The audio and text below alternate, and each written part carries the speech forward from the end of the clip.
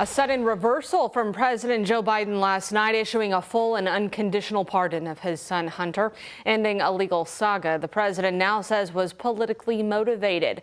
The younger Biden potentially faced decades in prison on gun charges. ABC's Karen Travers reports from the White House. This morning, President Biden is en route to Angola after a holiday weekend spent with family on Nantucket, stopping briefly in Washington in between and announcing he's pardoning his son, Hunter. Hunter was convicted of lying on a form about his drug use when he purchased a gun and in a separate case agreed to plead guilty to tax charges. Biden argues his son's charges came about only after several of my political opponents in Congress instigated them to attack me and oppose my election. The president's decision is a reversal from a position he held for months. And have you ruled out a pardon for your son? Yes. The pardon goes beyond Hunter's gun and tax charges, also covering offenses against the United States which he has committed or may have committed or taken part in during the period from January 1, 2014 through December 1, 2024.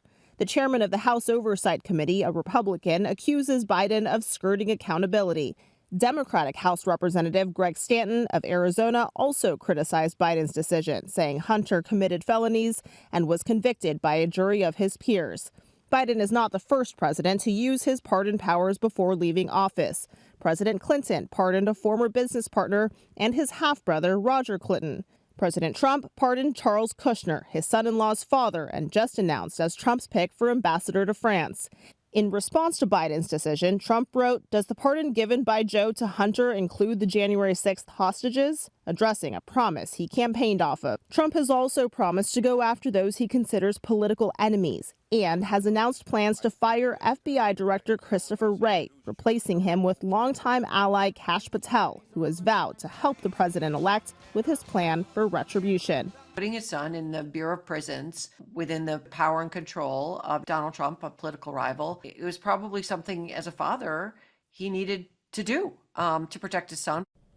Hunter Biden potentially faced decades in prison. In a statement, he said he will not take this decision for granted and will devote the life he has rebuilt in his sobriety to helping those who are sick and suffering. Christiane Cordero, ABC News, Washington.